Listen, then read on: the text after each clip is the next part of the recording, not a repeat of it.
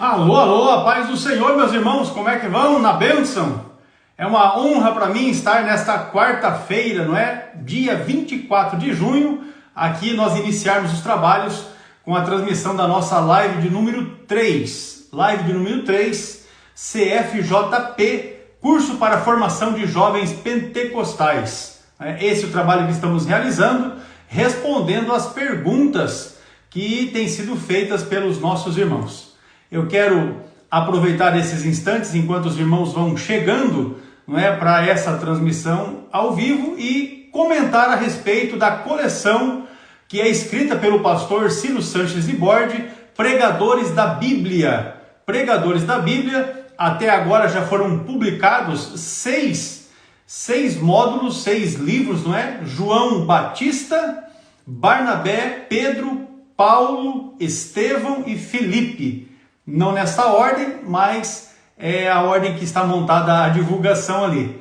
Então é um material que você pode adquirir através do site da CPAD, que também deixei aí registrado para que os irmãos possam acessar cpad.com.br www.cpad.com.br. Nós não vendemos livros, né, da editora CPAD, mas Pastor Ciro é nosso parceiro aqui da escola, então nós aproveitamos para fazer a divulgação desta série, ainda que ele tenha outros livros também escritos, não é? Junto da CPAD. Aqui do curso de teologia do CETADB, o pastor Ciro escreveu todos os livros que estão ligados à área da teologia sistemática, né? Teologia sistemática 1, 2, 3, 4 e 5, que teologia sistemática 1 estuda bibliologia, teologia sistemática 2 estuda trindade, teologia sistemática 3 Anjos, Homem, Pecado e Salvação, teologia sistemática 4, deixa eu me ver aqui, Eclesiologia e Missiologia, e teologia sistemática 5 é a Escatologia e também Heresiologia. Eu quero ler um texto bíblico nesta oportunidade, que é o que está no Salmo 119 e o versículo 9 e 10. Como purificará o jovem o seu caminho? Observando-o conforme a tua palavra. De todo o meu coração te busquei, não deixes desviar dos teus mandamentos. Escondi a tua palavra no meu coração, para eu não pecar contra ti. Palavras do salmista no Salmo 119, os versículos, na verdade, 9, 10 e 11. Amém? Nós vamos já convidar aqui o pastor Ciro Sanches Liborde para estar conosco. Eu quero deixar uma informação: amanhã será disponibilizada no nosso canal no YouTube a live de hoje. Porém, a número 1 e a número 2, CFJP número 1 e número 2, já estão disponíveis no nosso canal no YouTube. Então, você ainda que não nos segue, né, lá no YouTube, você pode acessar o nosso canal, você pode se inscrever no nosso canal, ativar lá o sininho com todas as notificações, e aí nós vamos tendo esse acesso, essa comunicação, de maneira que amanhã esta live de hoje estará disponível, e amanhã nós vamos também lançar uma promoção para a live do domingo. A live do domingo, que será dia 28, não é? Às 11 horas da manhã, nós vamos amanhã lançar uma promoção. Você fique atento, porque aqueles que participarem vão ganhar, vão concorrer. Na verdade, nós vamos dar aqui, arrumar um jeito, não é, de presentear um dos seguidores da live do domingo com uma camiseta como essa que o pastor Ciro está usando, exatamente dessa daí. Não é essa que eu estou aqui, deixa eu ficar de pezinho aqui para ajustar. Essa que eu estou aqui é o uniforme de trabalho aqui dos funcionários, né, na sede da escola. Essa camiseta que o pastor Ciro está, ainda que também seja funcionário da escola, né, essa aí é a camiseta que nós temos para os alunos. E aí ele, quando esteve aqui da última feita, aproveitou e já levou uma caminhãozada delas. Eu sou aluno também, né? Amém. Pai do Senhor, pastor Ciro, tudo bem? Amém. Paz do Senhor. Graças Glória a Deus. A irmã Luciana, a irmã Júlia, tudo na bênção? Saudáveis? Vamos indo de força em força, como diz a Bíblia, né? Aleluia. Então é isso aí. Mas para a live do domingo, 11 horas da manhã, dia 28, nós vamos arrumar um jeito E um dos irmãos que estiverem participando, nós vamos acertar isso, e amanhã lançamos essa promoção. Os irmãos vão aí concorrer e nós vamos premiar um deles com uma camiseta abençoada dessa aí. E vai ser uma bênção, em nome de Jesus. Esse é o negócio. Nós lemos aqui, pastor Ciro, Salmo 119, versículos 9, 10 e 11. Como purificará o jovem o seu caminho? Observando-o conforme a tua palavra. E aí ele diz, olha, eu escondi a tua palavra no meu coração para não pecar contra ti. Glória a Deus. Irmãos, as lives que nós estamos levando ao ar dizem respeito a este material aqui, que é o curso para a formação de jovens pentecostais. Os temas que nós estamos abordando, as perguntas que estão sendo feitas, elas também estão, de alguma forma, inseridas no conteúdo deste material. Eu quero dizer que nós publicamos hoje pela manhã, no canal no YouTube, o vídeo onde nós apresentamos esse curso. Eu e a irmã Eliane, que é minha esposa, vice-diretora da escola, nós fizemos um vídeo apresentando o curso e também passando informações de como é que você pode implantar esse curso para os jovens na sua igreja. Então, assista lá o vídeo, né, de apresentação no nosso canal no YouTube, que é Cetadeb Oficial, e vai ser uma benção. Eu quero dizer para os irmãos que durante essa transmissão você pode enviar aí pelos comentários as perguntas que serão respondidas na live de domingo. Ainda que nós temos uma quantidade significante, né, de perguntas para hoje, e eu acredito que não será possível de responder tudo isso aqui hoje, mas você pode encaminhar as perguntas, porque já no próximo domingo estaremos dando seguimento com essas que estão aqui e as que forem chegando até lá. Pastor Ciro, dê aí a sua saudação, aquele abraço fraternal aos nossos irmãos e nós já vamos seguindo. Pastor Ecos, a paz do Senhor, queridos seguidores, a paz do Senhor, Deus os abençoe, é um prazer tê-los aqui conosco. Eu quero aproveitar, sendo bem objetivo, aproveitando bem o nosso tempo, como o irmão fez menção aí, que as nossas lives giram em torno desse nosso manual, desse curso, né? É importante que todos que estão chegando saibam que as perguntas deverão ser feitas com base no conteúdo. E qual é o conteúdo? Só rapidamente, o pastor Ecos já fez a apresentação hoje de manhã com a irmã Eliane, foi uma benção, mas quem chegou agora, só para citar, olha, o manual cobre assuntos como relacionamentos, né, o jovem cristão e seus relacionamentos, o jovem cristão e a sexualidade, então você pode fazer perguntas sobre isso, preconceito, você pode perguntar sobre era digital, você pode perguntar sobre carreira, estudando para ter uma carreira. Você pode perguntar sobre comportamento de maneira geral, família, não é? O cristão, o que é ser um cristão pentecostal, porque o manual fala disso, o que é ser um jovem pentecostal, o seu ministério e também as doutrinas pentecostais. Então, tudo isso está contemplado aí nesse estudo. Porque nós estamos respondendo agora apenas perguntas do capítulo 1º, mas... Com certeza. A série avança, então mande outras perguntas também para que nós tenhamos assunto, né? Com certeza. Inclusive, nós fizemos o vídeo da apresentação justamente para que os irmãos tenham conhecimento dos temas, não é, que são abordados aqui neste manual do curso para a formação de jovens pentecostais. Aqui é um manual. Os alunos que se inscrevem a esse curso, além do livro, eles também recebem um código para acessarem a nossa plataforma de cursos e assistirem às aulas que foram gravadas pelo próprio pastor Ciro Zibordi. Veja lá, o capítulo 2 trata sobre a juventude cristã e sexualidade. Aí fala sobre a banalização do sexo, doenças sexualmente transmissíveis, há limites para beijos e carícias, é pecado satisfazer-se virtualmente, manter a virgindade é coisa do passado, o perigo das fantasias sexuais, masturbação é pecado, sonhos eróticos e poluição noturna, como evitar práticas e pensamentos maus, fugindo da masturbação e das fantasias eróticas, lutando contra as práticas e pensamentos maus,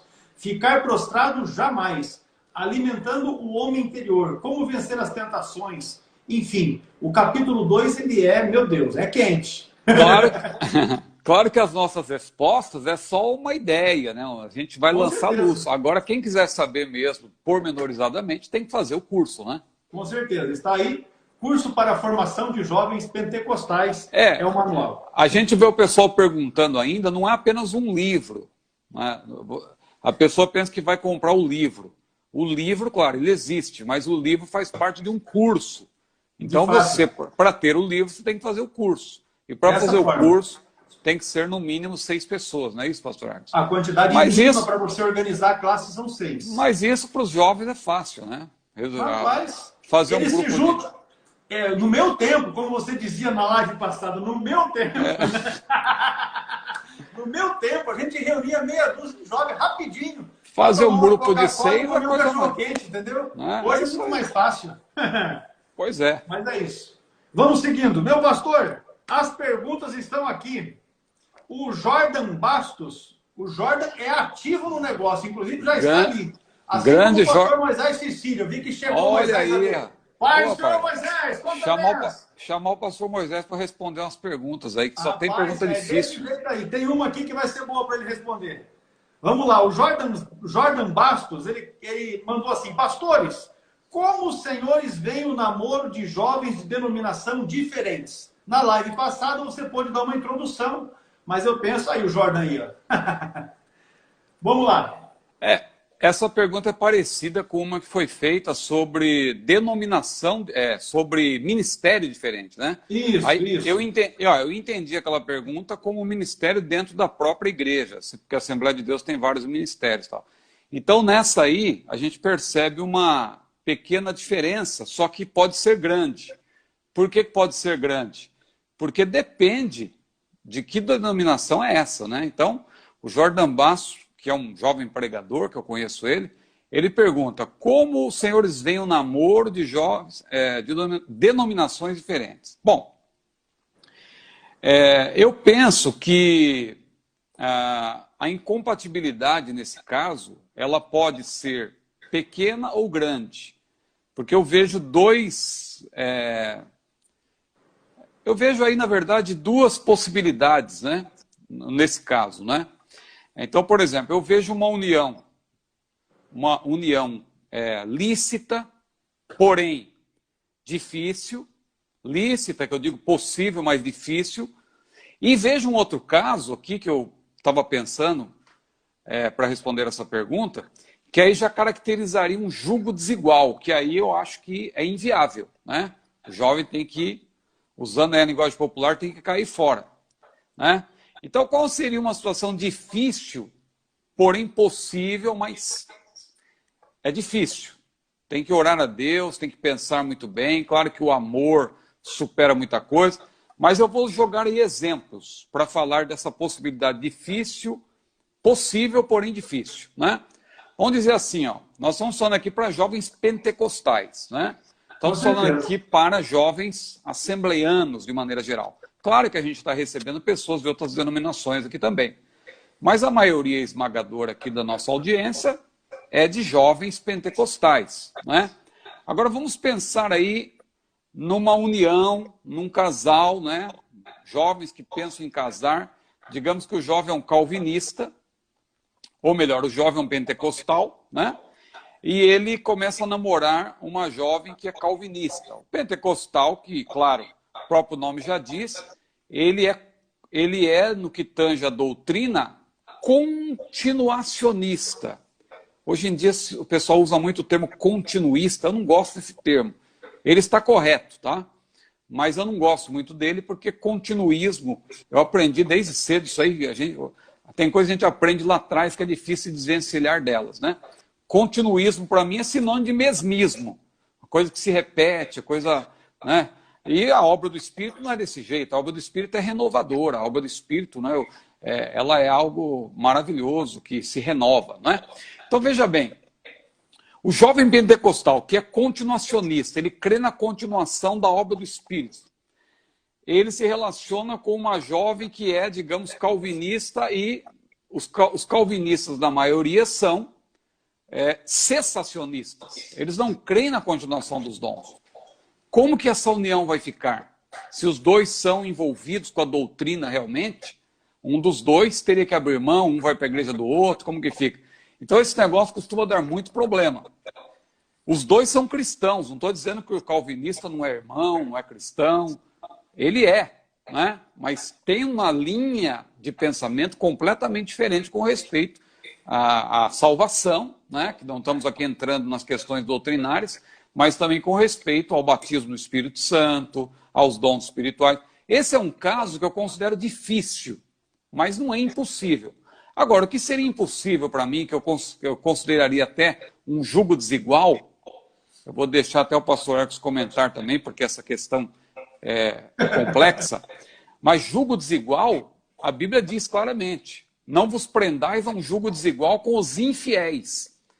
E aí, no caso, por exemplo, se um assembleiano ou uma assembleiana se relaciona com alguém que é unicista, veja, você sabe o que é o unicismo? Ou o pentecostalismo da unicidade? É aquele grupo que não crê na Trindade. Aí já a gente pode considerar irmãos em Cristo quem não crê na Trindade? Ah, irmão Ciro, a gente não pode ser tão extremista. A Trindade é uma doutrina fundamental. Quem abre mão da Trindade está abrindo mão da Bíblia. Porque a Bíblia apresenta a Trindade do começo ao fim, desde o primeiro versículo, quando a Bíblia diz lá, no princípio criou Deus os céus e a terra, a palavra Deus ali, você sabe que é uma palavra que indica pluralidade de pessoas. O Deus Trino já estava presente, tanto que ele fala em plural, façamos o homem, a nossa imagem, conforme a nossa semelhança. Então a Bíblia toda fala da Trindade. A Trindade é uma doutrina bíblica. A Trindade que não é triteísmo, é tripessoalidade. São três pessoas que formam um único Deus, não são três deuses. Então, uma pessoa que crê que não existem três pessoas, a pessoa unicista. Então, aí, veja como essa pergunta ela é complexa. Eu acho que denominações diferentes, o irmão até lançou luz aí na semana passada, seria bom até o irmão enfatizar isso novamente, se o irmão desejar, a questão de um vai para um lado, outro vai para o outro. Não, claro. Eu vou dar um exemplo que não tem como eu errar. Eu me converti na Igreja Metodista do Brasil e comecei a namorar 2 semanas depois com a filha do pastor presidente da Assembleia de Deus. Antes de eu começar a namorar, quando eu pus no coração que eu ia pedir a minha esposa em namoro, eu conversei com o meu pastor Vladimir Cachone, hoje é pastor em Florianópolis. E ele me disse assim, não vejo problema algum, porém você esteja pronto, inclusive para mudar de igreja. Porque não dá certo um lá e um cá. Essa foi a palavra do meu pastor metodista e eu novo convertido. E eu comecei a namorar com a Eliane, que é a filha do pastor Daniel Salles Ascioli, um indivíduo, um pastor abençoado, que é reconhecido em todo o Brasil, é membro do conselho, se não estou muito enganado, ele é secretário do conselho administrativo da CPAD, é o primeiro secretário da convenção aqui do estado do Paraná, enfim. E hoje, como pai, eu entendo o desespero dele. Porque quando ele ficou sabendo que a filha dele, a caçula, estava namorando, e que era... Porque, na verdade, quando ele foi informado que a caçula estava namorando, ele já queria saber qual jovem que era, de que departamento da igreja que era, se era músico, se era cantor, e tal, e tal, e tal. E quando a minha sogra anunciou que era com um moço da igreja metodista, ele desesperou a ponto de antecipar o retorno dele dos Estados Unidos para poder acertar a situação. Porém, eu já estava certo do que queria, eu já tinha colocado a coisa bem clara daquilo que eu queria, e acabou que, por fim, depois de... Nós nos casamos, não é? Eu casei dia 17 de dezembro de 94, e quando foi no ano de 98, nós viemos para a Igreja da Assembleia de Deus justamente porque não estava mais dando condições. Nós estávamos... Eu fiquei um tempo fora, eu morei 3 anos e pouco no estado de Santa Catarina, e quando nós voltamos para o Paraná, era um outro pastor que estava na igreja, a Eliane não se adaptou, e aí ela começou a frequentar os cultos na Assembleia de Deus, só que nós morávamos no fundo da igreja metodista. Aí você imagina, nós morando no fundo da igreja, e a minha esposa saía para ir no culto na Assembleia de Deus, e eu ficava ali. Até que numa manhã eu conversei com o pastor, numa escola dominical, conversei com o pastor Acidi Martins de Castro, que era o pastor de então, hoje ele está em Curitiba, esse pastor pastorei ainda, e aí eu conversei com ele, ele falou, Hércules, é a decisão mais acertada que você toma, porque não funciona um lá e um cá. E naquela manhã de domingo nós já fomos para a escola dominical, na Assembleia de Deus, e desde então cooperamos com o meu sogro em Apucarana. Depois eu fiquei 10 anos fora de Apucarana, na cidade de Guaíra, retornamos e já estamos há 10 anos de volta aqui em Apucarana, servindo a Deus, na Assembleia de Deus. Mas o conselho, quando alguém me pede, o conselho é o seguinte, meu irmão, procure uma moça, procure um rapaz que seja da sua igreja, de preferência da sua denominação, e ainda mais, de que esteja ligado ao ministério que o pastor também inspira essa confiança. Porque você vai entender que vai ser um namoro, um cônjuge, vamos colocar assim, bem formado, bem estruturado, que quando houver um problema, quando o vento soprar, porque o vento sopra em alguns momentos no relacionamento, o indivíduo terá estrutura para suportar e seguir a vida adiante. Então, é esse o conselho que eu sempre dou, é esse. Porque não funciona. Esse negócio, não, porque eu vou lá e cá, você vai lá e eu vou cá, você vai lá e eu vou cá. Não, isso não funciona. Eu acho assim, pode até dar certo, num caso excepcional, né? Porque eu tenho o caso da minha família. Meu irmão é pastor da Assembleia de Deus também, mas ele casou com uma presbiteriana, né?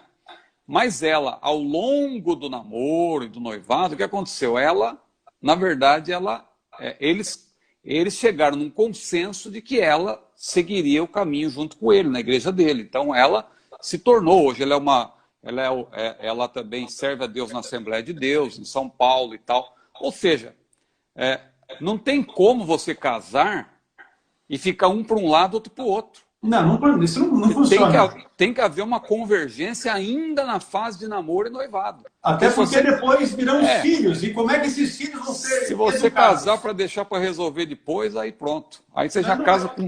Aí você já vai com um problema que vai te prejudicar. Não vai prestar. A verdade é que não vai prestar. Quando vierem os filhos, aí o problema vai se acentuar. Porque aí a esposa vai querer levar os filhos para cá e o esposo vai querer levar os filhos para lá. Aí uma vez aqui e uma vez lá. Aí eles não aprendem nem bem a doutrina ali e nem bem a doutrina aqui. Não assimilam os costumes da igreja aqui, porque as igrejas também, as suas denominações têm os seus costumes, e ainda os regionalismos também adotam costumes diferentes, lá de uma forma e aqui é de outra forma. Então tem que estar os dois juntos, numa mesma igreja, numa mesma fé, no mesmo pensamento, porque ainda assim não é muito fácil. Agora imagina se cada um pensar de uma forma, agir de uma forma, é verdade. Aí tem tudo para não dar certo mesmo. Tanto é que para não ter problema, como eu amava a irmã Pagani, eu fiz o quê? Falei, minha filha, bora para a Assembleia de Deus, servir ao Senhor com alegria, porque o Senhor é bom, paga bem e não deve nada para ninguém. Aleluia. E Deus abençoe, irmão. Com certeza. Já para 26 de dezembro agora, são 26 anos de casado. Amém. Glória a Deus. Muito bom. Pois vamos prosseguindo, então. Essa aí é a pergunta do Jordan Bastos. Agora... a gente fica com vontade de falar mais coisas, mas aí a gente não pode ocupar a live com uma pergunta só, né? Pois é. Agora essa aqui, ó. Qual o tempo certo para namorar e depois se casar? É a pergunta do Sodré Roger. Olha, o tempo certo, vamos tentar aqui ser bem objetivo, porque a semana passada a gente já falou alguma coisa sobre isso. O tempo certo para namorar e depois casar é quando chega a maturidade, né? Ou seja, o ideal, inclusive, é você começar o namoro quando você tiver intenção de casar. Você não vai começar a namorar, vou começar a namorar para passar um tempo, depois lá na frente eu vou ver o que eu faço. Não, isso não se aplica, né? Se você começar um namoro, porque o cristão não namora para passar tempo, o cristão namora porque ele tem um propósito. Ele pode até não casar, mas ele começa o namoro com esse propósito. Claro que ao longo do namoro ele pode perceber que não era aquilo e tal, ele pode orar a Deus e também conversando perceber que não é isso, a moça percebe que o rapaz não era aquilo que ela imaginava e é o momento certo de haver, claro, a separação, no namoro ou talvez até no noivado. Às vezes acontece, a pessoa fica noiva, mas durante o noivado percebe que não vai dar certo, não é? Mas não é que você vai namorar para fazer experiência. Quando você começa o namoro, você já começa porque você tem ideia de casar. Então, quando que isso vem? Na maturidade, na fase da maturidade. E quando vem a maturidade? Depois da adolescência. Ah, então adolescente não pode namorar? Adolescente para namorar? Não, é muito radical. Eu estou falando aqui do que é ideal, né? Às vezes a realidade é diferente daquilo que é ideal, mas o ideal, o que é certo mesmo, seria isso, né? O adolescente ocupar-se, porque a fase da adolescência é uma fase instável. A pessoa entra na puberdade, começa a ter uma série de transformações no seu corpo, no seu comportamento, nas suas emoções. Uma pessoa dessa não tem ainda o equilíbrio necessário para fazer uma escolha como esta. Porque você começar um namoro, repito, você tem que ter em vista o casamento. Ah, então já que assim eu posso ficar. Aí já é outro problema, que a gente respondeu já na semana passada. Então, veja, a gente tem que dosar isso com muito equilíbrio, né? O adolescente, às vezes, ele pensa que ele sabe tudo, né? Porque essa fase é complicada, ele acha que os pais não sabem de nada, e ele acha que pode tomar decisão e resolver tudo sozinho, e aí passa os pés pelas mãos, né?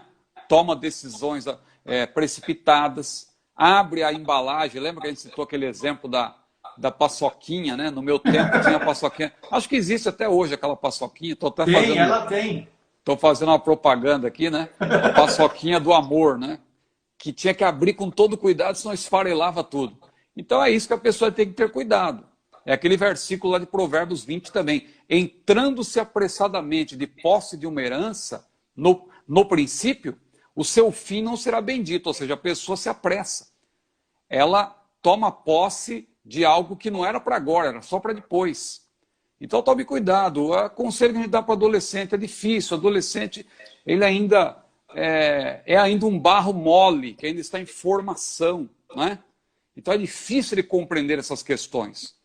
Mas imagino, a gente, pastor, quando há uma comunhão, um diálogo maior entre os pais e os filhos, essa questão acaba sendo mais fácil de se resolver, de chegar a um consenso. Não é? Porque se há uma comunicação que flui naturalmente entre pais e filhos, então é muito mais fácil de um pai chegar, sentar com o filho, vamos ali comer um lanche e ter uma conversa bem aberta, não é? Uma conversa bem aberta a respeito do que é a realidade, porque não é possível que um jovem que está dentro de uma casa hoje não veja, né, não tenha noção de quão é difícil você conduzir uma casa, um relacionamento conjugal, os filhos que chegam, os problemas que se intensificam, não por causa dos filhos, mas porque os problemas estão aí para serem administrados, não é? Então, não é possível que um jovem não veja. Então, se há uma comunicação boa na família,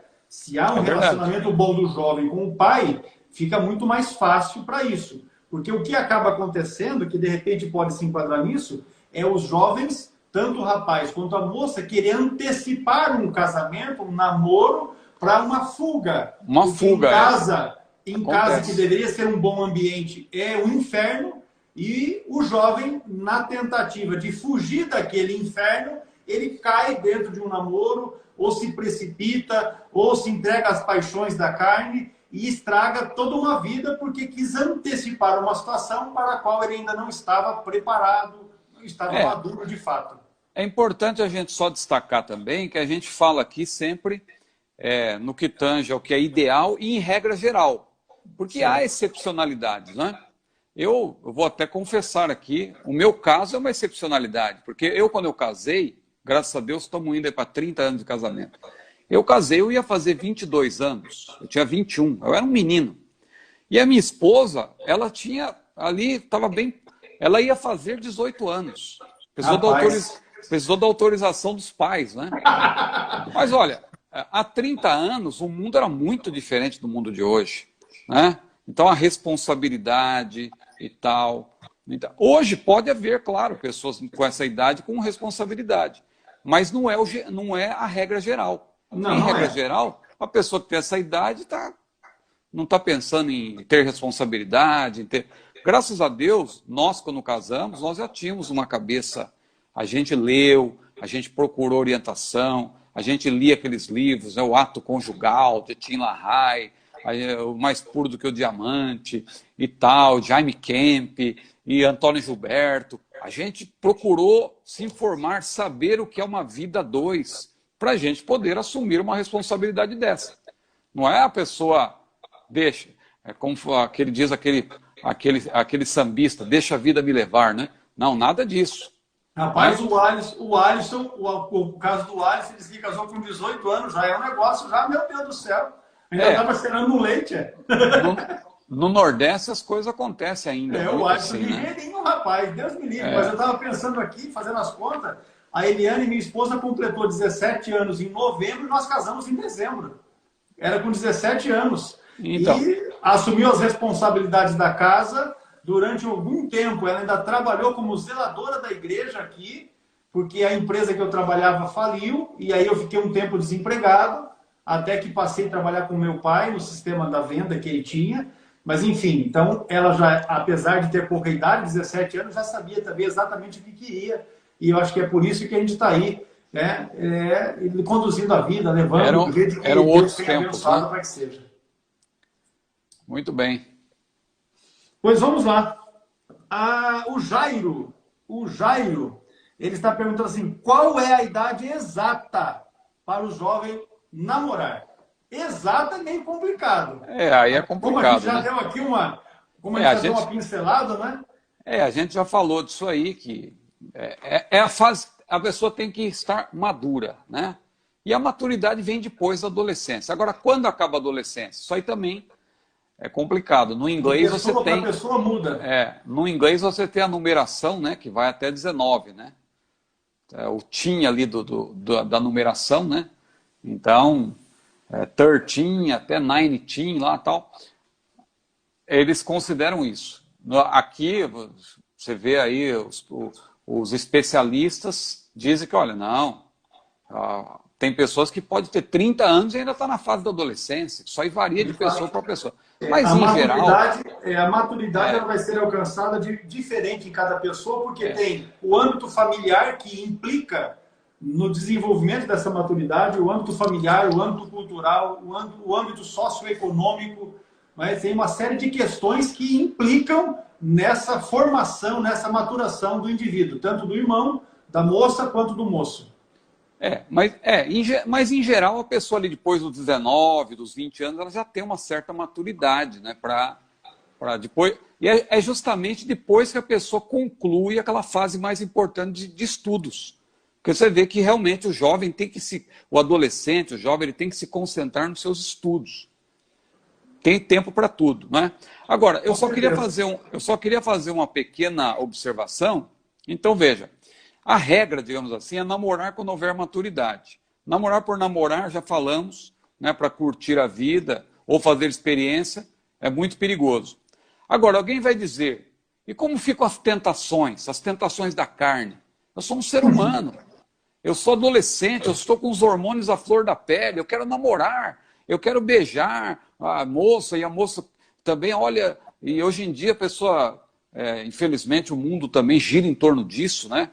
Qualquer programação que a pessoa está acompanhando, seja na TV, seja na internet, vai dar ênfase nisso, né? Então a pessoa diz, como que ficam as tentações? O conselho que nós damos é o seguinte, ocupe-se, leia bons livros, estude idiomas. Melhor época para estudar idiomas é na adolescência. Não faça como eu, que fui estudar depois de velho. Eu tenho uma paixão por idiomas, mas a dificuldade para aprender agora, depois com meio século já que eu estou, a dificuldade que eu tenho, estou agora, por graça de Deus, estudando italiano, com atraso, porque a minha ascendência italiana, já era para eu ter estudado lá atrás, só estou estudando agora, né? Tenho dificuldade. Então aproveite, estude idiomas, ocupe-se. Ocupe-se, sobretudo, da palavra de Deus. Eu gostaria até de contar rapidamente uma ilustração que eu cito nas pregações, que é aquela do jovem que estava estudando e ele se converteu, e aí ele só falava de Jesus, e Jesus, e Jesus, e os jovens chamavam ele para fazer alguma coisa. Não, hoje eu vou para o culto, eu quero ouvir a palavra de Deus, meu negócio agora é com Jesus. E domingo, não, tem escola dominical e tal. E o rapaz realmente, novo convertido. Aí tinha um professor que ficou olhando aquilo, um professor que não gostava dessas coisas, né? Que se dizia ateu. Falou assim, bom, eu vou fazer um teste com esse rapaz. Chamou o rapaz e falou assim, vou te dar uma folha em branco. Estou aqui, sendo bem objetivo. Você vai levar para casa essa folha. Eu vejo que você agora só fala de Jesus, Jesus. Vá para sua casa, você vai fazer um trabalho. Escreva nessa folha tudo que você sabe sobre Jesus. Você fala tanto de Jesus, essa folha em branco, escreva aí sobre Jesus, tudo que você sabe. Só que tem uma coisa, a folha tem 2 lados.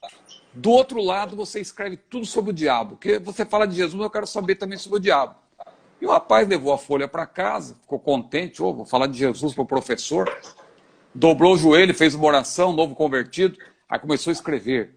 Jesus, o caminho, a verdade, a vida. Jesus, o bom pastor. Jesus, o meu amigo. Jesus e tal, me salvou. Jesus, Jesus. O rapaz ficou empolgado. Dali a pouco ele preencheu um lado da folha, virou o outro, continuou escrevendo. Jesus, maravilhoso conselheiro, Deus forte, Pai da eternidade, príncipe da paz. Jesus, e Jesus é a porta, Jesus é o caminho, Jesus é o bom pastor. Ih, rapaz, ele virou a página, já estava faltando só um pedacinho. Aí ele se lembrou, eu tinha que escrever sobre o diabo. O professor falou que era para escrever de um lado sobre Jesus, do outro lado sobre o diabo, ele já tinha preenchido os 2 lados, só tinha um pedacinho. O que ele colocou naquele espaço que faltava, que estava em branco? Não há lugar para o diabo. Não é? Por quê? Quando a gente se ocupa, não sobra lugar para o diabo. Então você que está preocupado com as tentações do diabo, com as tentações da carne, ocupe-se. Leia bons livros, participe da mocidade, cante na mocidade, pregue, louve a Deus. Você vai ver, claro, você vai continuar sendo tentado. Você vai ter tentações, claro. Todos nós somos tentados. Você pensa que eu, porque sou casado há quase 30 anos, não sou tentado? Pastor Exo é tentado? Todos nós somos tentados. Só que é o que nós falamos na outra live também. Quem vai vencer, a carne ou o espírito? Aquele que estiver melhor alimentado. Não é? Se você alimenta o seu espírito, ele vai prevalecer sobre as obras da carne. O Lucas perguntou assim, e quem já pecou? Eu separei um texto aqui de Apocalipse 22, versículo 11. Diz assim, quem é injusto, faça injustiça, ainda. E quem está sujo, suje-se ainda. E quem é justo, faça justiça ainda. E quem é santo, seja santificado ainda. Quem já pecou, meu irmão, santifique-se. Não é? Entre pelo caminho da restauração, da reconciliação. Procure o seu pastor. Tem uma pergunta sobre isso, né? Tem? Deixa eu ver. Mais para baixo. Mais. Vamos ver se dá tempo. Vai chegar. Mas se não chegar hoje, fica o gostinho de quero mais. Mas o Lucas não vai perder domingo, ele vai estar com a gente, vai chamar mais uma turma para curtir o nosso perfil no Instagram, Cetadeb Oficial, para estar com a gente às 11 horas da manhã. Não pode receber todas as respostas assim, senão perde a graça. Tem que vir na próxima live também. Desse jeito. Pois bem, o Projeto Joel, ele colocou assim, sobre a idade certa para namorar. O que vocês podem compartilhar conosco sobre este assunto? Acho que já ficou bem esmiuçado. De minha parte já foi. Já está resolvido. Pois bem, João Paulo, e aí tem uma quantidade de números sem tamanho aqui na frente do João Paulo. João Paulo. E quanto à questão de usar brincos, maquiagem e calça, é errado biblicamente? Olha a pergunta que o pessoal está mandando, hein? Rapaz, o pessoal se animou. Eu poderia chamar agora aqui me vem na cabeça assim, uns 3 ou 4 pastores para dar essa resposta. E vamos lá. Dariam respostas assim, bem diferentes uma da outra. Vamos ver o que a gente pode falar para lançar luz sobre o assunto. Mas o manual também trata disso. Olha só, a gente falou na semana passada que a Bíblia não é só um livro de mandamentos. A gente pensa às vezes que a Bíblia é um livro de pode isso, não pode aquilo, pode, não pode. Não, a Bíblia é um livro de mandamentos, sim. É um livro de doutrinas, é um livro de exemplos. Mas não se esqueça nunca disso. A Bíblia é também um livro de princípios. Princípios. Porque nem tudo a Bíblia trata de maneira objetiva. Então, sobre isso aí, brinco, calça comprida, batom, maquiagem. Né? A pessoa às vezes quer um versículo assim, não usarás batom, não... Veja, isso não vai ter na Bíblia.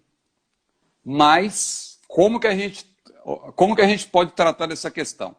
Vou começar falando o seguinte, já que a gente está falando aqui para um público que é, na sua maior parte, assembleiano, pentecostal, até porque a live é jovens pentecostais, você tem que pensar primeiro da seguinte forma, nossa igreja tem um perfil, nossa igreja tem uma identidade.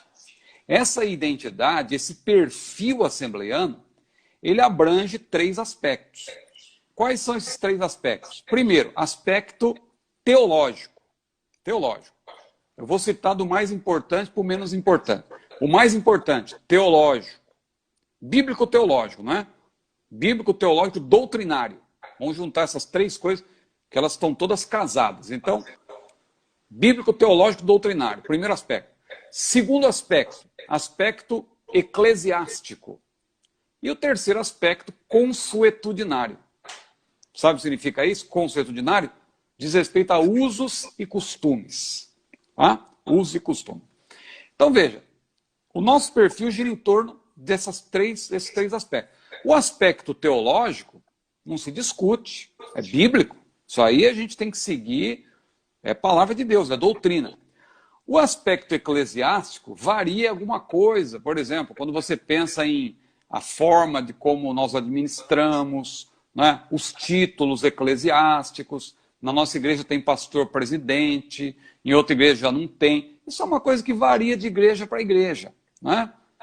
É uma coisa importante, porque está dentro do nosso perfil.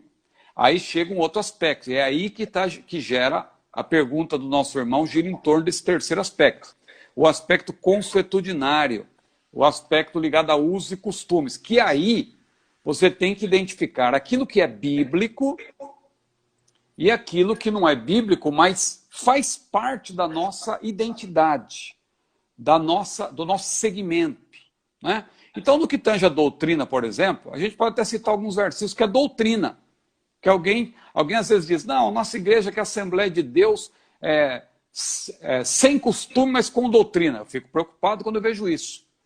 Porque a doutrina... A Assembleia de Deus já tem uma estrutura. E o mestre Antônio Gilberto sempre enfatizava, a doutrina gera bons costumes. O costume não gera doutrina, mas a doutrina gera bons costumes. Então, quando existe doutrina, você tem bons costumes.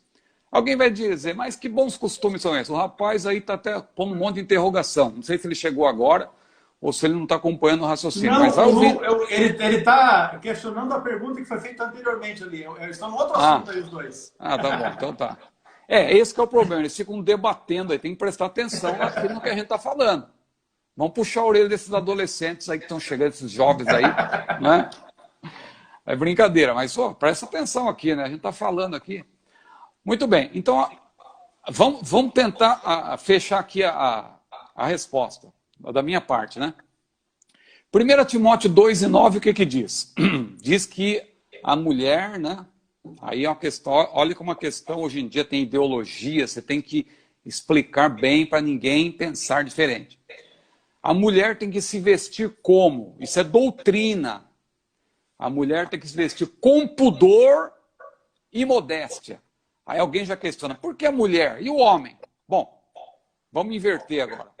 Quando Jesus falou do adultério, no seu aspecto psicológico, ele não falou da mulher, ele falou do homem, né? Isso você não se lembra. O homem, que é o homem, aquele que atentar numa mulher, né? E desejá-la, no seu coração, já cometeu adultério com ela, já cometeu pornia, né? Ali no grego, que é pecado da prostituição. Então veja bem, claro, no aspecto psicológico.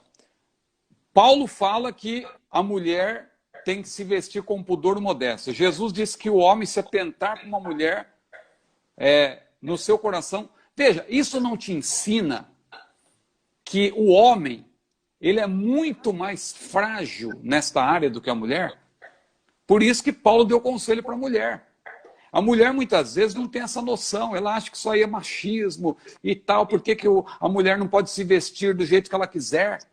E aí já tem pastores que estão dizendo, não, aqui não tem costume, pode se vestir do jeito que quiser, a saia, não estou nem um pouco preocupado com isso. E eu já vi obreiros que tiveram que voltar atrás e foi tarde demais. Né?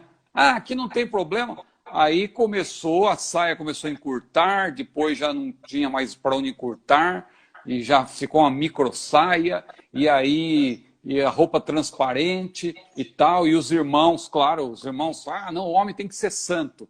Mas veja, o homem, ele é atraído muito mais pela visão do que a mulher. Isso, se você estudar um pouco de psicologia, você vai ver.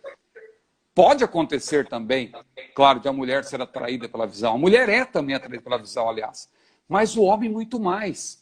Então não foi por acaso que Paulo falou aquilo. Agora, não é porque Paulo falou que a mulher tem que se vestir com pudor e modéstia que isso só se aplica à mulher. Se aplica ao homem também. Porque a mulher também pode ser tentada nessa área. O homem também tem que se vestir com pudor e modéstia. Paulo deu ênfase para a mulher porque ele levou em consideração, inclusive, o que Jesus falou. Porque o homem ele é muito mais tentado nessa área. Então, veja, isso é uma regra que deve ser estabelecida, é bíblica. Agora, a Bíblia não está falando nada aí de tipo de roupa, de modelo e tal como deve ser. Né? Então, é aí que entra na questão dos princípios. Você tem que dosar isso com os princípios. Lembra daqueles princípios que a gente falou na semana passada? Todas as coisas me são lícitas, mas nem todas convêm. Todas as coisas me são lícitas, mas nem todas edificam. Todas as coisas me são lícitas, mas eu não me deixarei dominar. Fugir da aparência do mal.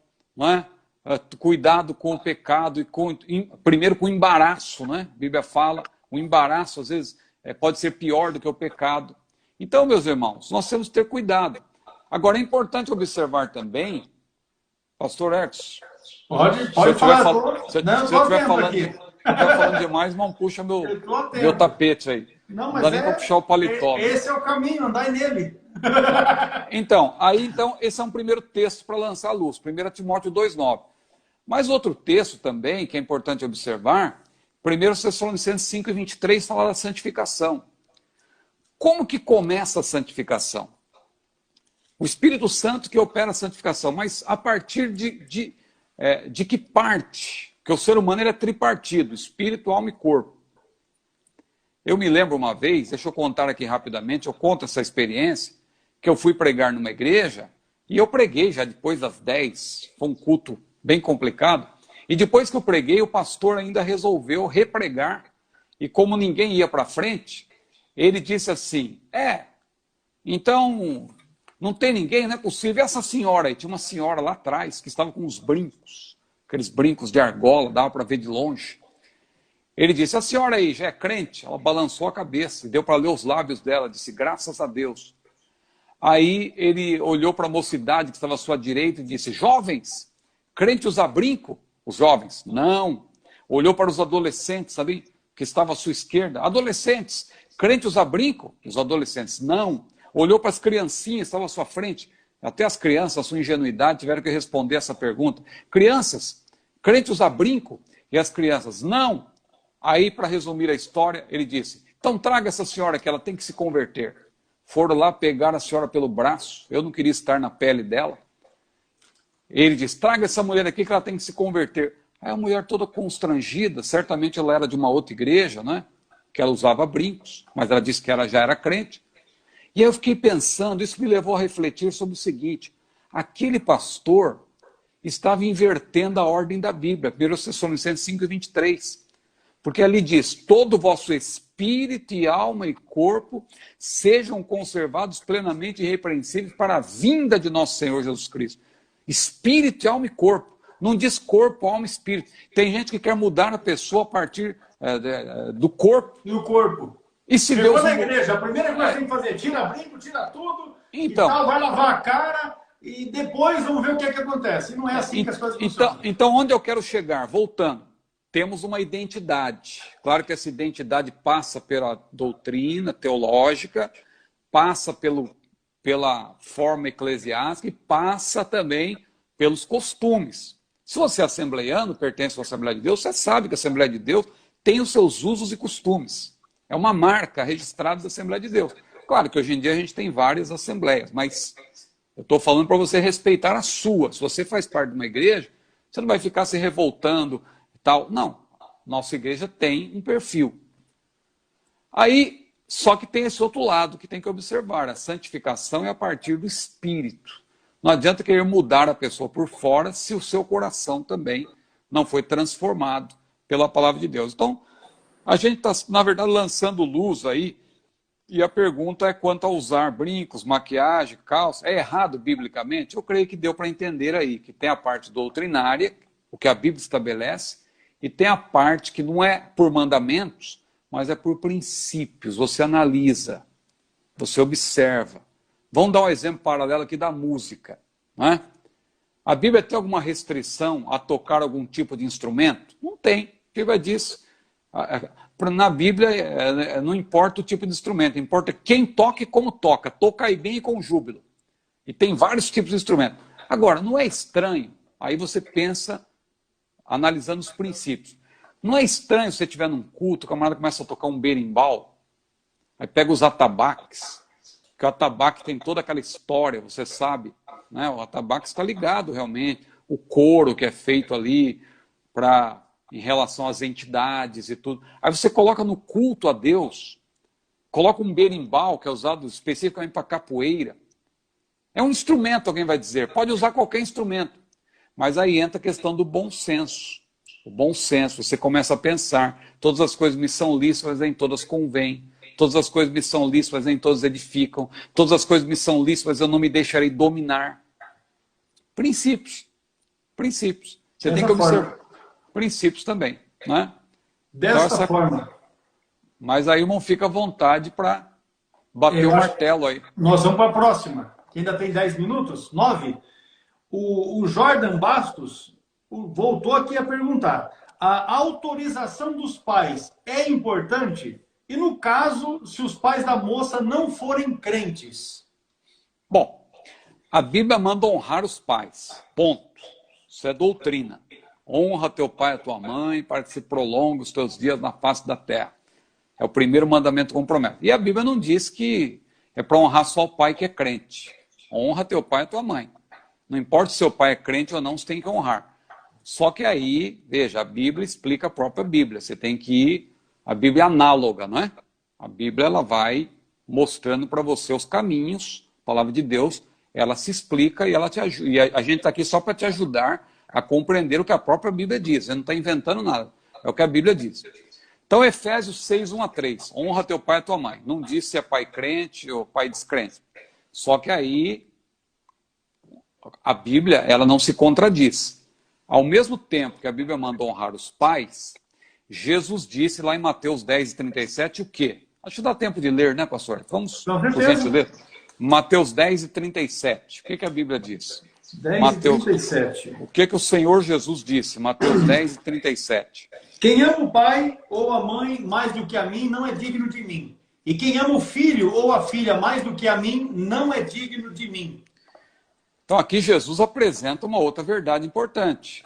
Embora você tenha que honrar o seu pai e a sua mãe, aqui também Jesus está mostrando que ele é mais importante. Seus pais são importantes, mas numa escala de prioridades, Deus está em primeiro lugar.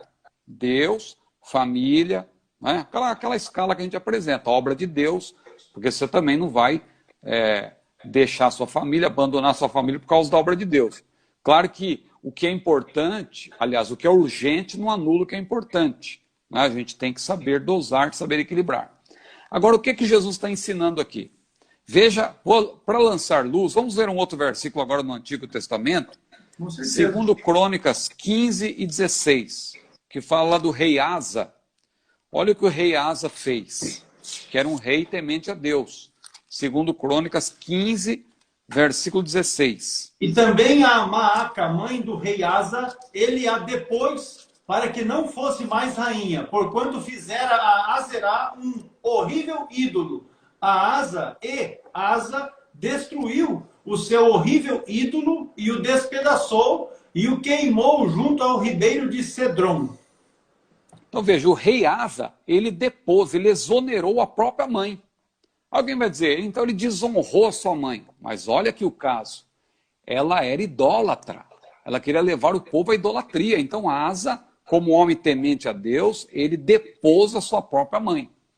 Então agora juntando tudo isso para responder a pergunta do nosso irmão Jordan Basso, a autorização dos pais, claro. O que é essa autorização? É o consentimento, é você conversar, é você não fazer tudo sozinho, independentemente dos seus pais. Você diz, olha, estou namorando uma moça, eu quero casar com ela. Pressupondo, inclusive, que quando você fizer isso, você já vai ter maturidade, né? Ou seja, não é que você honra seus pais, você trata seus pais com carinho, mas você, claro, você já tem uma vida autônoma, porque você é uma pessoa madura, né? Mas você honra. E você, pelo seu próprio exemplo, você vai convencer os seus pais, né? A moça também, e vice-versa, a moça vai mostrar que o rapaz é um bom rapaz, para os seus pais. Agora, pode acontecer também de você ter pais que... Acontece, às vezes o jovem se converte e, digamos, seu pai é um homem que vive nas drogas, ou é uma pessoa alcoolizada. Como que você vai? Você honra no sentido de que você o quer bem, você trata bem, você ajuda. Se ele precisar de qualquer auxílio, você está disposto. Mas não quer dizer que você está submisso nesse sentido, né? Como eu dei o exemplo aqui do rei Asa, que ele não tinha como submeter a mãe dele, porque a mãe dele era idólatra. Com certeza. Jesus também. Então, isso também a gente está lançando luz para você entender. Né? Mas é importante eu não digo que é a tal autorização, mas uma boa conversa, um bom diálogo. Uma boa conversa. Porque a gente também sabe de famílias que foi tudo meio atropelado e gerou um problema já antes do casamento e durante o casamento, e em algum momento a família, ao invés de ajudar, acabou sendo um tropeço, e casais que inclusive acabaram terminando o seu relacionamento, encerrando o casamento, se divorciando, se separando, porque já no começo as coisas não houve uma conversa. Eu sempre digo da questão do diálogo, da comunicação, porque se resolve numa boa conversa, se resolve essas questões. Se você tem uma família ajustada, pais crentes, tementes a Deus, pai pastor, não tem por que você se rebelar. Claro. Né? Aliás, você não tem que se rebelar nunca. Né? Nunca. Mas aqui a gente pensa em todas as possibilidades de pais não crentes. Ele citou aqui, inclusive, né? Pais não crentes. O pai da moça não crente. Pai da moça não crente. Aí tem que analisar, mas você também não pode chegar e tirar a moça da casa dela. Você tem que falar com o pai dela. Claro. Na verdade, a minha ideia é que esse irmão, ele durante o seu namoro, porque ele vai namorar para casar. Então, durante o seu namoro, ele tem que demonstrar para a família da moça que ele é um bom partido. No sentido mais amplo da palavra, um bom partido. Sim, ou seja, ele vai ser um indivíduo que vai cuidar da filha daquela família, vai tratar ela bem, e juntos vão construir uma história de vida, vão construir uma vida, um patrimônio, que juntos eles vão trabalhar, vão lutar. Então, já durante o namoro, esse rapaz crente tem que mostrar pelos frutos, porque é pelos frutos que você conhece a árvore, que ele é uma boa pessoa, que ele não vai trazer o problema para a família, que pelo fato dele ser crente, temente a Deus, isso é, na verdade, um ponto muito positivo para o relacionamento com a família, com a filha e depois com a família, enfim. Então, tudo eu vejo que é durante o namoro que esse rapaz vai ter a condição de construir. Com o passar dos dias, ele vai ter condições de construir uma ponte para facilitar esse casamento. Para quando ele tiver que sentar para enroscar o bigode, e daí eu quero casar com essa moça aí, a coisa já está resolvida. Na verdade, ser só apenas uma refeição, um chá, um café junto para deixar tudo oficializado. Agora, se o indivíduo tiver que chegar no momento de pedir a moça para o pai e ele não tiver isso bem resolvido, olha, eu vou dizer para você, vai ser problemático esse negócio. Com certeza vai ser problemático. Aí o abençoado perguntou ali, mas e se tá desempregado, a gente tá junto? Ué, mas que negócio que a gente tá junto? Tá junto, isso aí é fornicação, meu irmão. Não existe esse negócio para crente. Não tem esse negócio de estar junto. É casado ou separado. Como é que vai estar junto na casa do sogro ainda? O sangue de Jesus tem poder, meu irmão. Não tem esse negócio, não. Você quer estar junto, tem que ser casado. Casou, vai estar junto. Vai lá no civil, casa. chama o pastor. Não tem dinheiro para fazer festa, não tem dinheiro para fazer casamento, para ornamentar a igreja, amém. Chama o seu pastor e fala, meu pastor, eu vou casar tal dia no civil e eu quero a tua bênção. Então vamos reunir aqui e você vai nos abençoar e aí você vai junto, meu filho. Aí você vai junto, aí você vai, aí tem uma hora dessa nós te conta você como é que vai. Mas o negócio é que tem que ser casado. Esse negócio de estar junto, esse negócio não existe para o padrão cristão do tempo que nós estamos vivendo. Esse negócio não existe. Né? Já está mais ou menos... Rapaz, e não é que o tempo passa rápido? Amém. O fato é, meus irmãos, que os assuntos são palpitantes. A verdade é que os assuntos são palpitantes e a gente precisa estar sempre assim. Esse trabalho ele vai produzir resultados maravilhosos. Eu tenho certeza disso. Vai produzir resultados maravilhosos na vida dos nossos jovens, nas famílias, porque, como eu já disse e quero frisar, a comunicação na família é algo que é imprescindível. Não é? Uma boa conversa, um momento, chega o tempo em que é necessário uma boa conversa, um bom diálogo, e aí, meu irmão, não tem jeito. Então, é imprescindível que seja dessa forma, não é? Eu quero aproveitar aqui esse nosso retorno para avisar que a nossa próxima live vai acontecer dia 28 de junho. Deixa eu trazer o pastor Ciro para cá. Pronto. A próxima live, então, dia 28 de junho, 11 horas da manhã, domingo próximo. Você não perca. Amanhã nós estaremos disponibilizando essa live para os irmãos do nosso canal no YouTube, Cetadeb Oficial, e nós vamos lançar também aí uma promoção. E no domingo nós vamos estar presenteando um dos nossos irmãos que estarão conosco na live. Nós vamos estar presenteando com uma camiseta dessa bonita, abençoada, igual a que o pastor Ciro está usando. Mas, meu pastor, ficaram duas perguntas que nós vamos deixar para a próxima live. Eu vi que foram feitas várias hoje ali. A próxima que está aqui, do Paulo Mendes: tem como o ser humano saber a respeito do verdadeiro perdão? E a outra do Gabriel Fraga: trocar de igreja por própria decisão sem consultar o Senhor pode trazer futuros problemas? Eu gosto dessas perguntas aí que já tem resposta embutida, né? Porque trocar de igreja sem consultar o Senhor pode trazer problema, né? Quer dizer, com certeza. Já deu com metade. Certeza. A metade da resposta já está na pergunta. Já está na pergunta. Pois então, nós vamos estar divulgando para os irmãos, através dos nossos canais no Facebook, no YouTube, também aqui no Instagram, as perguntas que nós vamos estar trabalhando com elas na próxima live, que será de número 4, domingo, dia 28, 11 horas da manhã. Eu vou estar dando aula na escola dominical, na nossa igreja aqui em Apucarana, e assim que acaba lá, eu venho aqui para o estúdio no Cetadeb para a gente poder realizar o trabalho. E nós vamos estar, como eu disse, também divulgando amanhã como é que vai funcionar para você poder concorrer a essa camiseta abençoada. O fato é, meus irmãos, que nós queremos que você compartilhe este convite. O Jordan está agradecendo aí. Oi? O Jordan está agradecendo aí. Tá, o Jordan é um abençoado. Ele é aluno da escola, ele é aluno do Cetadeb, ele está cursando. Ele é pregador. Pronto, nesse aspecto eu já não conhecia, mas amém. Você compartilha o convite para que outros jovens venham estar conosco na nossa live, Jovens Pentecostais, a de número 4, que vai acontecer domingo, CFJP número 4, domingo, dia 28, 11 horas da manhã.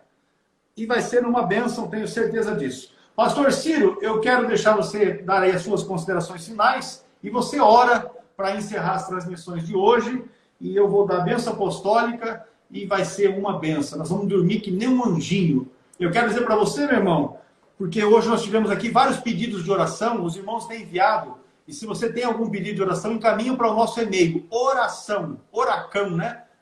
@cetadeb.com.br. Nós recebemos vários pedidos de oração hoje, de irmãos e irmãs que estão vivendo momentos difíceis, de momentos tribulosos. E nós queremos dizer para você o seguinte: essa tempestade vai passar. Quando você lê a Bíblia, e Jesus mesmo tem vários relatos nos evangelhos de tempestades que sopraram enquanto eles estavam embarcados, e você tem ali uma certeza: a tempestade, o vento sopra, chacoalha e tal, mas passa. Quando você está aí na sua localidade onde você está, quantas tempestades já não aconteceu aí? Ela passa.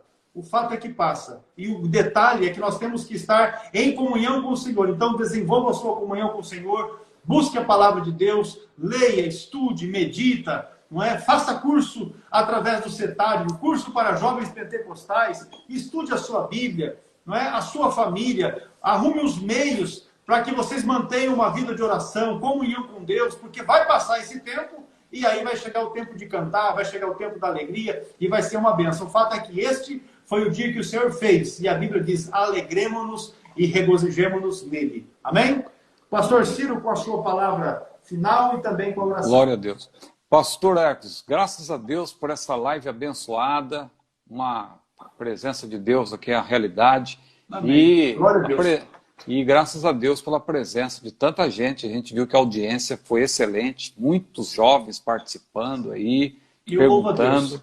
E a gente vê que, graças a Deus, estamos no caminho certo, né? Para a glória do Senhor. Amém.